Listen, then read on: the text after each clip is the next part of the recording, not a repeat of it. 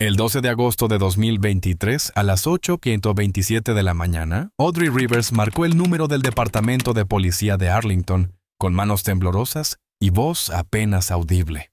Su hija, Monique, no daba señales de vida desde hacía 3 días. No había mensajes, llamadas, ni publicaciones en redes sociales.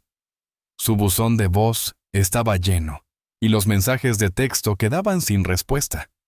Monique tenía 38 años. Vivía en una casa moderna en el exclusivo vecindario de Westmoreland, y hasta entonces llevaba una vida estructurada, casi predecible. El repentino silencio rompía con todo lo que Audrey conocía de su hija. Cuando los oficiales llegan a la residencia, encuentran un escenario inquietante. Todo está en orden. El salón impecable, la cena servida a medias en el refrigerador, la cama tendida, las plantas del jardín regadas. En el garaje, su Mercedes permanece estacionado. No hay señales de forcejeo ni de entrada forzada. No hay notas de despedida ni evidencia de un viaje planeado. Todo parece detenido en el tiempo, como si Monique simplemente se hubiera desvanecido. Grace Miller, vecina de 64 años, les dice a los agentes que no ha visto a Monique desde la mañana del 9 de agosto. Siempre salía a correr a las 7 y luego pasaba 1 hora podando sus rosales. Explica con el ceño fruncido. Era parte de su rutina. Pero desde ese miércoles, nada. El jardín está igual. El primer nombre que surge es el de Marcus Drake, esposo de Monique. Dueño de un próspero negocio maderero y figura prominente en la comunidad local. Marcus declara que discutieron el 9 de agosto y que ella se fue por voluntad propia. Tomó su bolso y se marchó. Así de simple, afirma. Lo extraño es que no haya denunciado su desaparición, ni intentado localizarla a través de sus amistades. Asegura que pensó que necesitaba espacio. La policía toma nota. Hay algo en su tono, en su indiferencia medida, que no cuadra. Durante la inspección, uno de los agentes comenta lo inusual de la limpieza del hogar.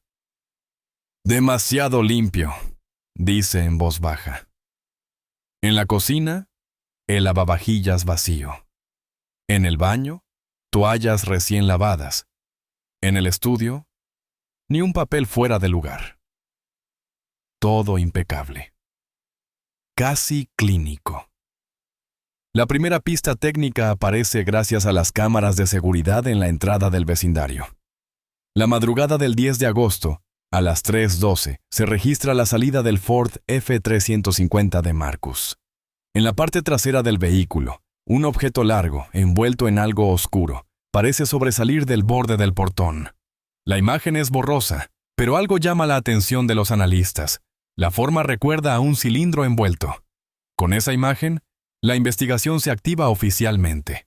La casa de los Rivers se convierte en un hervidero de tensión. Audrey no duerme. Grace se asoma a la ventana cada noche. ¿Y Marcus? Marcus mantiene sus manos limpias, pero el silencio de Monique comienza a gritar por respuestas. Marcus Drake era un hombre que inspiraba respeto. A sus 52 años, dirigía una de las empresas madereras más exitosas del estado y mantenía una imagen pública cuidadosamente construida. Participaba en eventos benéficos, patrocinaba becas universitarias y era invitado frecuente en conferencias sobre liderazgo empresarial.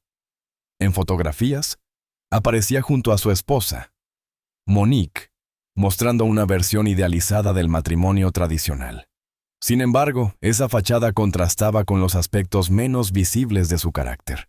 Una tendencia al control, reacciones impredecibles ante la frustración y una firme convicción sobre cómo debían comportarse quienes lo rodeaban, especialmente su pareja. Después de la denuncia por desaparición, Marcus adoptó una actitud distante, incluso protocolaria. No mostró signos visibles de angustia ni urgencia. Evitó contacto con la prensa, no pidió colaboración ciudadana y no realizó gestiones para contratar investigadores privados. En su versión oficial, repetía que Monique se había marchado por voluntad propia tras una discusión doméstica. Dijo que la conversación fue acalorada y que ella decidió tomarse un tiempo. aunque no supo precisar hacia dónde podría haberse dirigido ni qué ropa llevaba puesta. Los investigadores notaron pronto que los relatos de Marcus presentaban inconsistencias. En su primera declaración, afirmó que la última vez que vio a su esposa fue a las 7 de la tarde del 9 de agosto. En una entrevista posterior, cambió el horario a las 9. Consultado nuevamente, aseguró que se quedó dormido en el sofá y no oyó cuando ella salió. Las contradicciones aumentaron la sospecha, pero lo que más llamó la atención fue su reacción emocional. Ninguna. En ningún momento mostró preocupación genuina ni interés en colaborar activamente. Su comportamiento fue calificado como emocionalmente plano, lo que para los agentes resultaba incompatible con la supuesta desaparición espontánea de una esposa con la que compartía más de 10 años de matrimonio. Durante un segundo registro en su propiedad, Marcus explicó que había retirado un viejo tapete del comedor porque estaba manchado con cera. Dijo haberlo llevado al vertedero municipal, pero no pudo aportar recibos, ni los registros del vertedero indicaban su llegada. Además, cuando se le preguntó por qué usó su camioneta Ford F-350 en lugar de la SUV habitual de Monique, respondió que fue por costumbre. Sin embargo, el vehículo presentaba detalles recientes. El parachoques trasero mostraba marcas de arañazos no reportados anteriormente y el interior de la batea había sido repintado con una capa de esmalte fresco.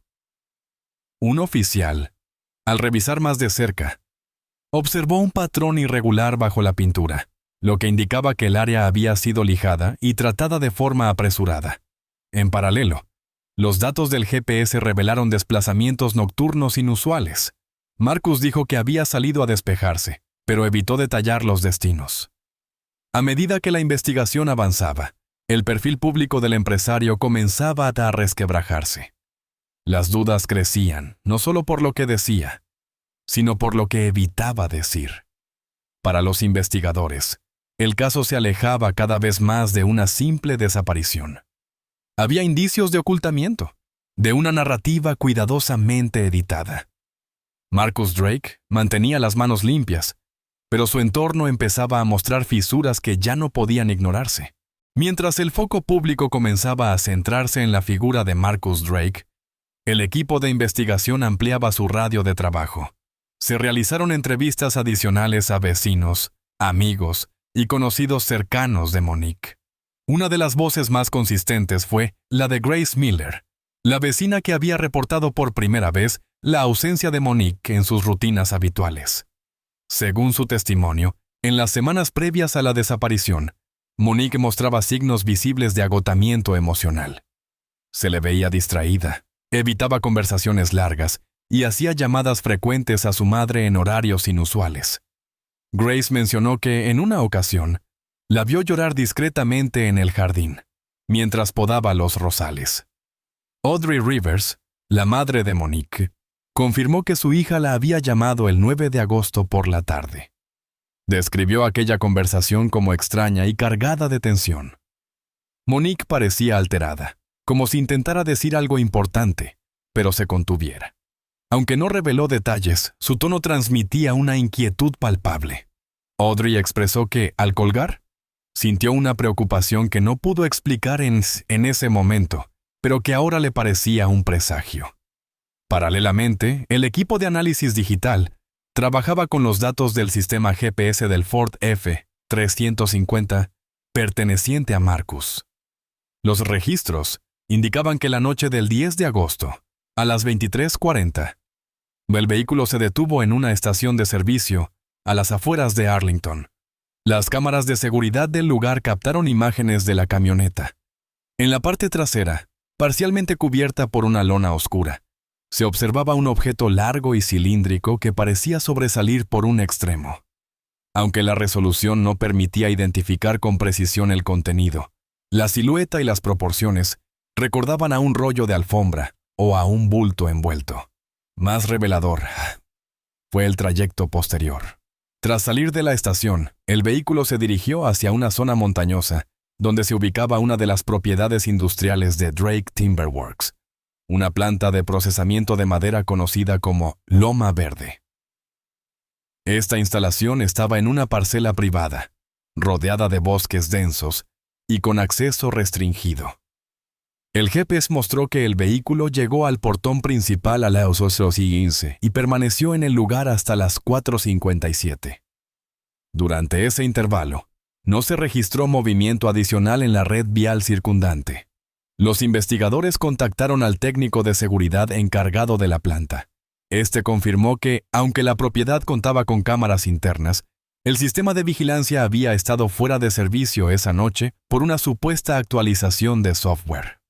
No se emitió ningún informe técnico sobre dicha interrupción, y la coincidencia temporal generó más sospechas.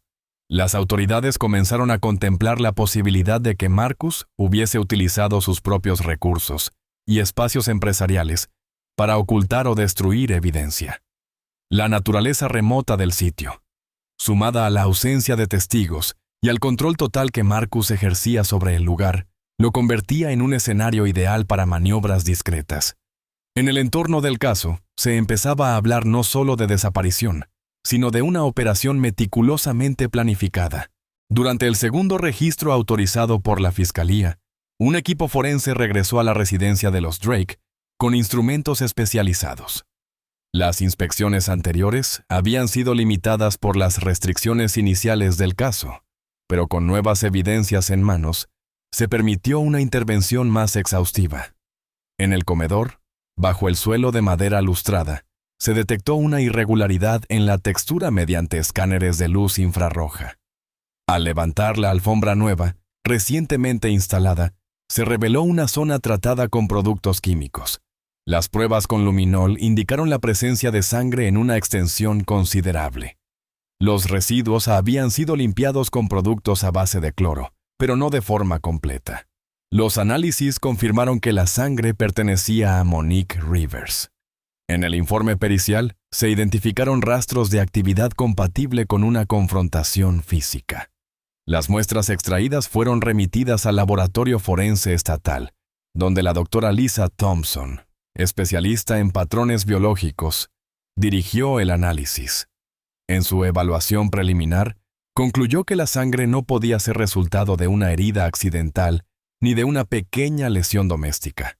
La distribución de los rastros indicaba un evento físico considerable, ocurrido en una zona específica del comedor, cerca de la pared norte.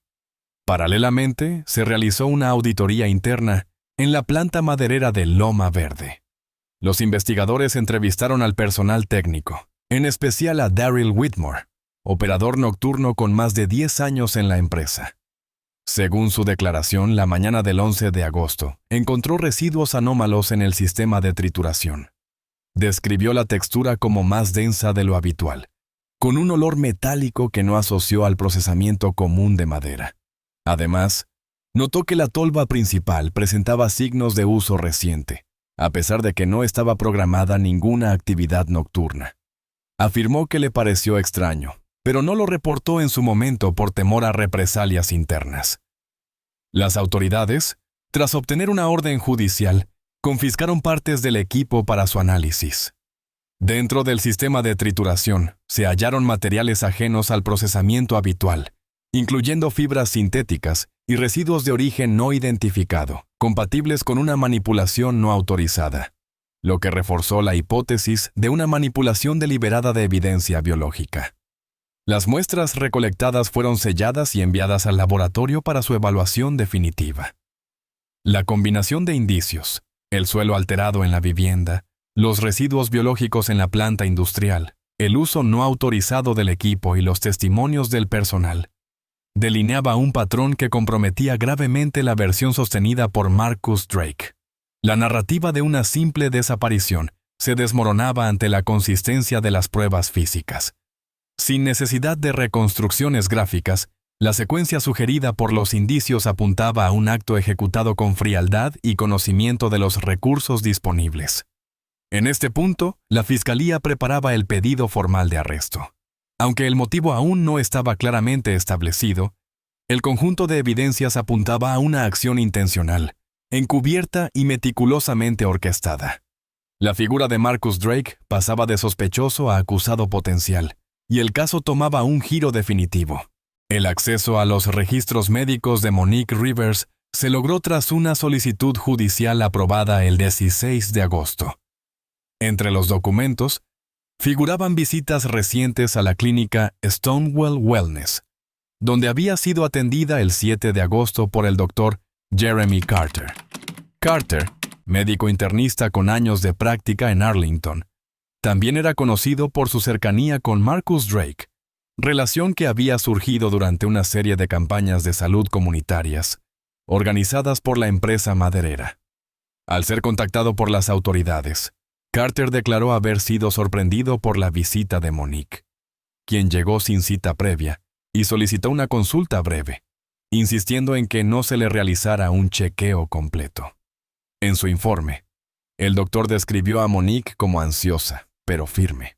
Durante la conversación reveló que había iniciado su transición de género más de una década atrás y que deseaba mantener esa información confidencial, incluso dentro del entorno médico.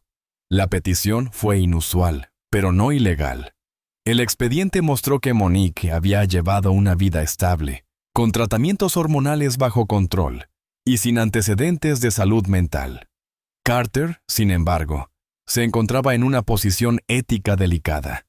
Como amigo personal de Marcus, y tras percibir la implicación emocional de la información, buscó asesoría legal antes de decidir si debía compartir el contenido de la consulta.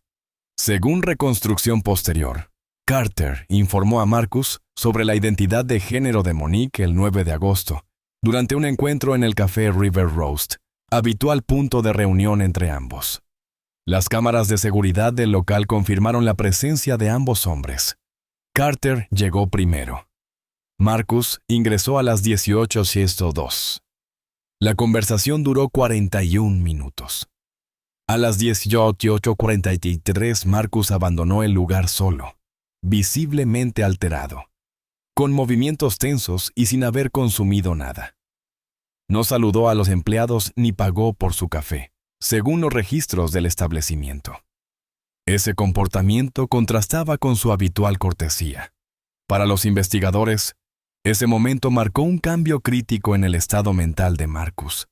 El conocimiento de la historia personal de Monique, ocultada durante años, habría actuado como detonante emocional. Aunque no existía antecedente de violencia previa, sí se sabía que Marcus mantenía posturas tradicionales y conservadoras en torno a la familia y los roles de género. En entrevistas pasadas, había manifestado opiniones inflexibles sobre la honestidad dentro del matrimonio, afirmando que la confianza era el único cimiento válido para una relación. La secuencia era clara. El 7 de agosto, Monique acude al médico y solicita confidencialidad. El 9, su esposo recibe la información. Esa misma noche se produce la desaparición. La policía concluyó que la revelación médica no fue solo un dato incidental, sino un factor clave en la reconstrucción de los hechos. Ya no se trataba únicamente de una desaparición, ni de una posible disputa doméstica, sino de una reacción profundamente emocional ante una verdad percibida como traición. La investigación se desplazaba así hacia un nuevo eje. El impacto devastador de una identidad revelada en un entorno dominado por el control y la intolerancia. La reconstrucción detallada de las últimas horas de vida de Monique Rivers se llevó a cabo mediante el análisis conjunto de registros telefónicos, cámaras de seguridad y testimonios. Según los datos recopilados, la actividad de su teléfono móvil cesó de forma abrupta a las 20:15 del 9 de agosto. A las 19:45, una vecina escuchó el sonido de ventanas abriéndose en la cocina, lo que coincidía con la costumbre de Monique de ventilar la casa antes de la cena. Hasta ese momento, todo parecía transcurrir con normalidad. Una cámara de vigilancia ubicada en la parte posterior de la residencia, instalada por razones de seguridad tras una serie de robos en la zona, registró a Marcus Drake ingresando por el acceso lateral a las 20:03. Vestía ropa informal y portaba un objeto rectangular envuelto en una funda oscura. El análisis de imagen permitió inferir que se trataba de un estuche rígido de tamaño medio, similar al que se utiliza para almacenar armas de fuego. Los investigadores relacionaron este movimiento con la ubicación del despacho personal de Marcus, donde mantenía una colección privada registrada. El interior de la casa no contaba con cámaras. Sin embargo, los peritos determinaron que el inmueble había sido acondicionado con paneles de aislamiento acústico en varias habitaciones, incluidos el comedor y el despacho. Esta modificación, realizada meses antes, reducía drásticamente la transmisión de sonido hacia el exterior. Ningún vecino escuchó ruidos inusuales esa noche, y no se reportaron movimientos posteriores por parte de Monique. En la inspección forense del comedor, los expertos documentaron señales físicas compatibles con un evento violento de alta intensidad. Aunque el cuerpo no fue hallado, la cantidad de sangre presente, la trayectoria de las manchas y la posición de los indicios físicos permitieron establecer una dinámica compatible con una agresión letal. Según los informes, los indicios sugerían que hubo un intento rápido de trasladar evidencia fuera de la vivienda, utilizando un vehículo en un período corto de tiempo. La declaración de Daryl Whitmore, operario de la planta maderera, respaldó esta hipótesis. Afirmó que en la madrugada del 11 de agosto, al iniciar su turno, detectó que la maquinaria principal había sido utilizada, a pesar de no haber registros oficiales de ingreso en ese horario. Las muestras recogidas en el lugar coincidían biológicamente con los perfiles genéticos de Monique, lo que, sumado a los residuos textiles y la sangre en el domicilio, llevó a los investigadores a una conclusión unívoca. El asesinato se había consumado en el hogar con posterior ocultamiento del cuerpo en instalaciones industriales, controladas por el principal sospechoso. El informe final de la doctora Lisa Thompson estableció que los restos encontrados eran suficientes para certificar la muerte. Con la correlación entre pruebas materiales, testimonios y patrones de comportamiento, la policía cerró la fase investigativa. Se concluyó que Monique Rivers había sido víctima de un crimen, cuya evidencia fue eliminada mediante métodos industriales, y los indicios apuntaban de forma concluyente a su esposo. La causa avanzaba ahora hacia el terreno judicial. El 15 de agosto de 2023, a las 6:35 de la mañana, un equipo táctico del Departamento de Policía de Arlington ejecutó la orden de arresto contra Marcus Drake. La operación fue planificada con precisión, sin alertar a los medios y con el propósito de evitar cualquier intento de fuga o destrucción de pruebas adicionales. Las unidades rodearon el perímetro de la residencia en Westmoreland, asegurando los accesos. Marcus fue encontrado en la entrada principal, aún en pijama, con una taza de café en la mano. No ofreció resistencia. Al ver a los agentes, preguntó por el motivo exacto del arresto, en un tono más inquisitivo que sorprendido. La orden judicial se basaba en una acumulación de pruebas materiales, inconsistencias en sus declaraciones y testimonios clave que contradecían su versión de los hechos. El análisis de ADN de las muestras de sangre en el comedor, el rastro del vehículo captado por cámaras y GPS, los restos biológicos en la planta maderera, así como el testimonio de empleados, conformaban un cuerpo probatorio contundente.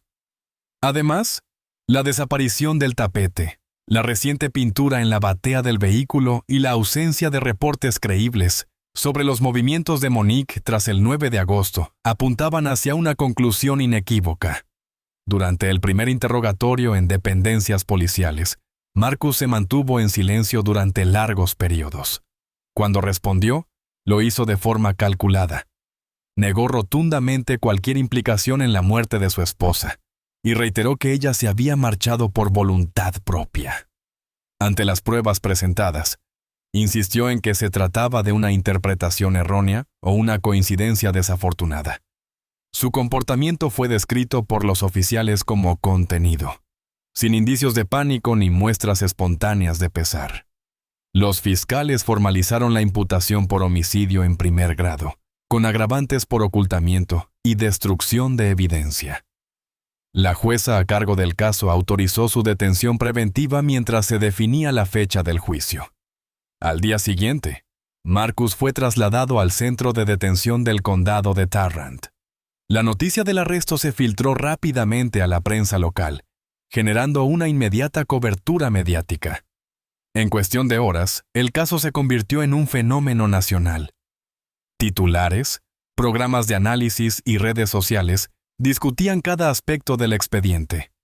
Lo que había comenzado como una denuncia por desaparición se transformó en una historia de traición, identidad y violencia en el seno de una familia aparentemente ejemplar. Audrey Rivers fue convocada para identificar los objetos personales de su hija, encontrados en la escena y en el vehículo. Entre ellos se hallaban un anillo, una bufanda con iniciales bordadas y un teléfono móvil con la pantalla rota. Su testimonio, aunque breve, fue incluido en el expediente como parte del reconocimiento de pruebas asociadas a la víctima. La Fiscalía consideró que su declaración sería esencial para establecer el vínculo emocional, el entorno familiar y la rutina diaria de Monique. Mientras tanto, la figura de Marcus Drake, otrora símbolo de éxito y filantropía, comenzaba a ser percibida bajo una nueva luz. Su caída pública reflejaba no solo una tragedia personal, sino una crisis social más profunda. El juicio aún no había comenzado, pero el país ya exigía justicia. El juicio contra Marcus Drake comenzó el 4 de febrero de 2024 en la Corte Superior del Condado de Tarrant. La jueza Catherine Elliott, reconocida por su imparcialidad y rigor procesal, presidía el caso.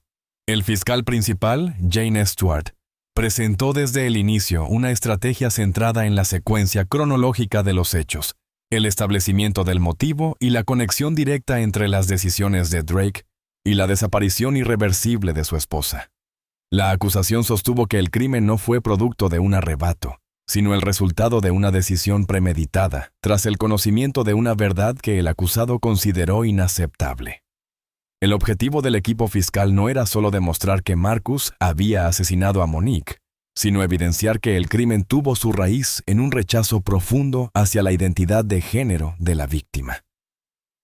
El motivo, según la Fiscalía, fue una mezcla de humillación percibida, ira contenida y la necesidad de restaurar una imagen de control y normalidad que, en la mente del acusado, se había fracturado irreversiblemente. El proceso incluyó la presentación de pruebas materiales, los análisis de sangre en el comedor, el registro de GPS del vehículo, las imágenes de cámaras de vigilancia, la evidencia forense recogida en la planta maderera y los mensajes de texto eliminados del teléfono de Monique, recuperados por expertos digitales. Además, se introdujeron testimonios que contextualizaban el carácter de Marcus, su visión rígida sobre la familia y su rechazo a cualquier desviación del modelo tradicional que había construido públicamente. Una pieza clave fue el testimonio del doctor Jeremy Carter. En el estrado, relató con detalle la visita de Monique, su solicitud de confidencialidad y la posterior conversación con Marcus. Describió el encuentro en el café como tenso y emocionalmente cargado. Carter explicó que, aunque inicialmente dudó sobre revelar la información, lo hizo ante la insistencia de Marcus y creyendo que enfrentarlo con la verdad podría generar comprensión. La Fiscalía utilizó ese momento como el punto de quiebre en la narrativa, el instante en que el control de Marcus sobre su entorno se erosionó, dando paso a la reacción que culminaría en la muerte de Monique. La defensa, por su parte, intentó construir una versión alternativa basada en el estado emocional del acusado. Sostuvo que Marcus había actuado bajo una conmoción inesperada, provocada por una revelación que lo desestabilizó profundamente. Argumentaron que no hubo planificación, sino un colapso emocional derivado de una traición subjetivamente percibida. Sin embargo, esta línea fue debilitada por los testimonios forenses, que señalaron una limpieza meticulosa de la escena y un esfuerzo sistemático por eliminar toda evidencia física. La opinión pública, atenta al desarrollo del juicio, se dividía entre el impacto de los detalles revelados y el análisis de fondo. La intolerancia como detonante de una tragedia. Medios nacionales y organizaciones de derechos humanos seguían cada jornada con atención. En la sala, la figura de Marcus Drake se transformaba lentamente de empresario respetado a símbolo de una violencia social que hasta entonces había permanecido invisibilizada. La espera del veredicto se convirtió en un momento de tensión nacional. El veredicto fue anunciado el 20 de marzo de 2024, tras 5 semanas de audiencias y 3 días de deliberación del jurado. La sala estaba repleta. Medios locales, observadores de derechos humanos y ciudadanos comunes ocuparon cada asiento disponible. En primera fila, Audrey Rivers sostenía una fotografía de su hija entre las manos. La jueza Catherine Elliott ingresó puntual y el jurado, compuesto por 12 personas, tomó posición frente a la corte. El portavoz del jurado, un hombre de mediana edad, pronunció con claridad el veredicto. Culpable, por unanimidad, del delito de homicidio en primer grado, con agravantes por destrucción de pruebas y motivación basada en identidad de género. El rostro de Marcus Drake permaneció inmóvil al escucharlo. No manifestó sorpresa ni indignación. Miraba al frente, evitando el contacto visual con cualquier persona presente. El fiscal James Stewart solicitó la pena máxima prevista por la ley: cadena perpetua sin posibilidad de libertad condicional. Tras una breve pausa, la jueza pronunció la sentencia, afirmando que los hechos no solo demostraban una voluntad de matar, sino también una intención consciente de borrar la existencia de la víctima, lo que agravaba la responsabilidad moral del acusado. La sentencia fue recibida con una mezcla de silencio contenido y suspiros de alivio. En el exterior del edificio judicial, una multitud se había congregado con velas, pancartas y retratos de Monique. El ambiente era solemne, sin gritos ni celebraciones, sino con un respeto profundo hacia la memoria de una vida que había sido interrumpida por una verdad que nunca debió costar la vida de nadie. Los asistentes, muchos pertenecientes a comunidades LGBTQ+, sostenían letreros que decían: «Ser no debe ser una sentencia» y «Justicia no es venganza, es reconocimiento». Audrey Rivers fue invitada por la corte a leer una declaración pública. De pie, con voz firme, expresó que su hija no murió por una mentira, sino por su derecho a vivir auténticamente.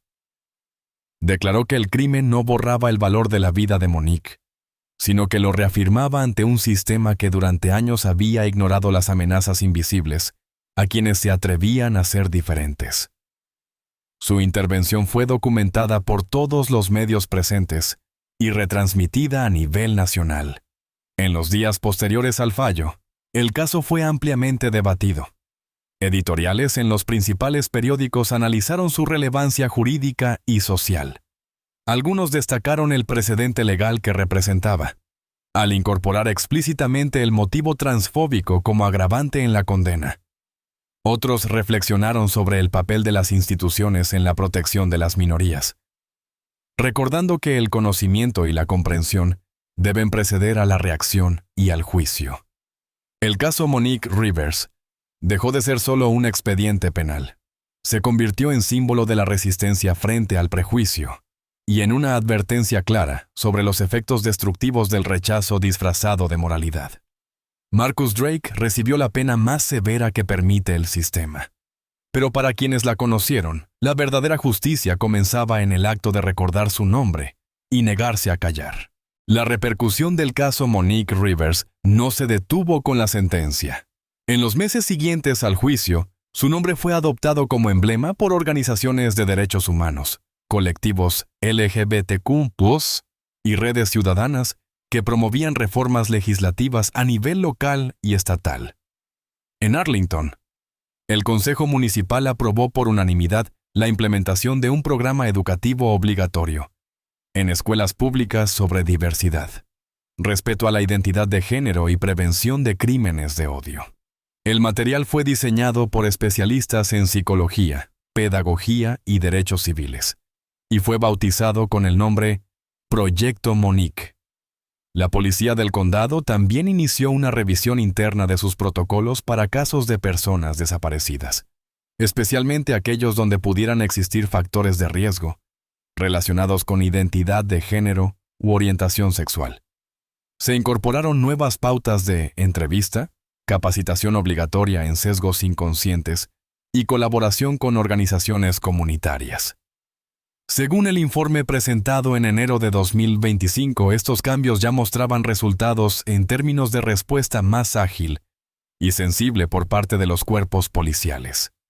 A nivel estatal se propuso la llamada Ley Rivers, destinada a tipificar explícitamente como agravante penal cualquier delito motivado por odio hacia la identidad de género de la víctima. La iniciativa fue presentada ante la Asamblea Legislativa por un grupo bipartidista de representantes, entre ellos, figuras que anteriormente se habían mostrado reticentes a temas de diversidad. La presión pública y la amplia cobertura del caso llevaron a un consenso inusual. Para muchos, ya no se trataba de una agenda política, sino de una necesidad social.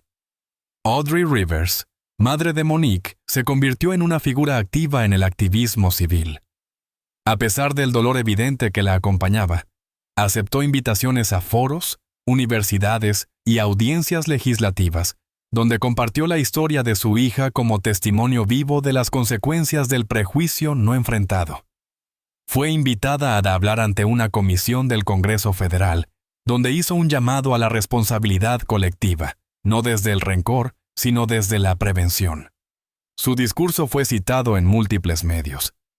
Mi hija no murió por ser débil. Murió porque el mundo aún teme a quienes tienen el valor de ser ellos mismos. En memoria de Monique, se creó un fondo de ayuda para mujeres trans en situación de vulnerabilidad, financiado por donaciones privadas y apoyado por fundaciones independientes. El objetivo del fondo era ofrecer alojamiento seguro, atención médica, asesoramiento legal y acompañamiento psicológico. El primer centro fue inaugurado en marzo de 2025 bajo el nombre Refugio Monique, en un antiguo edificio restaurado en el centro de Arlington. El caso dejó una huella profunda, no solo por la magnitud del crimen, sino por la forma en que expuso una realidad muchas veces ignorada. Monique Rivers pasó de ser una mujer invisible en su verdad a símbolo de una verdad que ya no podía ser invisibilizada. Su historia cerró una etapa judicial, pero abrió un capítulo social que sigue escribiéndose, con cada acto de memoria, cada cambio institucional y cada vida protegida por una sociedad más consciente. Amigos, antes de finalizar esta historia, es importante decir algunas palabras. Nuestro contenido está dedicado al análisis de eventos criminales, pero de ninguna manera justifica ni glorifica la violencia. Exploramos estos casos para comprender mejor sus causas y consecuencias.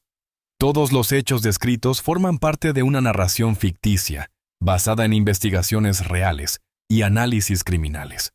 Mostramos la psicología de los delincuentes y el trabajo de las autoridades para resaltar la importancia de la justicia. Condenamos categóricamente cualquier forma de crimen y violencia.